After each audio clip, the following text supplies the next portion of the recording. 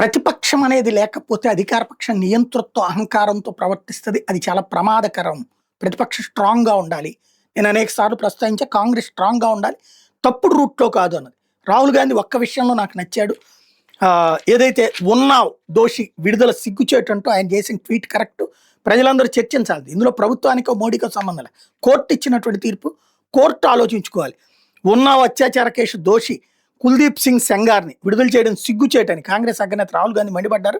సెంగల్కి bail ఇవ్వడానికి వ్యతిరేకిస్తూ బాధితురాలు ఆమె తల్లి నిరసన చేస్తున్న టైంలో వాళ్లతో భద్రతా సిబ్బంది వ్యవహరించిన తీరు మీద ఆయన అసహనం వ్యక్తం చేశారు.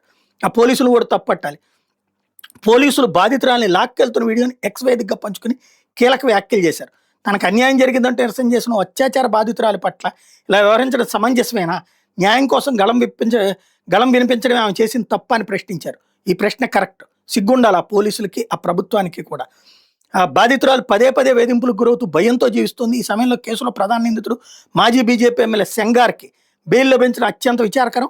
అత్యాచారం చేసిన వారికి బెయిల్ ఇచ్చి స్వేచ్ఛగా తిరగమని చెప్పడం, బాధితులు నేరస్తులుగా చూడటం ఇదే న్యాయమని వ్యాఖ్యానించారు. మరోవైపున ఉన్నావ్ కేసు బాధితురాలు ఆమె తల్లి బుధవారం సాయంత్రం రాహుల్తో సమావేశమయ్యారు. గంటకు పైగా జరిగిన భేటీలో సోనియా గాంధీ కూడా పాల్గొన్నారు. తమకు జరిగిన అన్యాయాన్ని పోలీసులు వాళ్ళ పట్ల వివరించి తీరుని వివరించారు. బాధిత కుటుంబానికి అన్ని విధాలుగా అండగా ఉంటామని రాహుల్ భరోసా ఇచ్చారు. త్వరలో ప్రధాని మోడీని కూడా కలుస్తానని బాధితురాలు ఈ సందర్భంగా చెప్పుకొచ్చారు. ఉన్నావ్ బాధితురాలు ఆమె తల్లిని ఢిల్లీలో మీడియాతో మాట్లాడకుండా సిఆర్పీఎఫ్ పోలీసులు అడ్డుకోవడం, బాధితురాలి తల్లిని మోచేతులతో నెట్టేస్తూ దురుసుగా ప్రవర్తించడం షాక్కు గురి చేసింది. ఇండియా గేట్ వద్ద నిరసన తెలిపిన బాధితురాలు ఆమె తల్లిని మంగళవారం రాత్రి బలవంతంగా పోలీసులు అదుపులో తీసుకున్నారు. బాధితురాలి తల్లి మీడియాతో మాట్లాడితే తీర్పునికి వ్యతిరేకంగా సుప్రీంకోర్టుని ఆశ్రయించి న్యాయం కోసం పోరాడుతూ ఉన్నారు. ఆ పోరాటంలో తప్పు లేదు. అవసరమైతే బీజేపీ కూడా దాంట్లో ఇంప్లీడ్ అవ్వాలా. బీజేపీ ఎమ్మెల్యేని అన్ని డిస్మిస్ చేయాలి అక్కడ.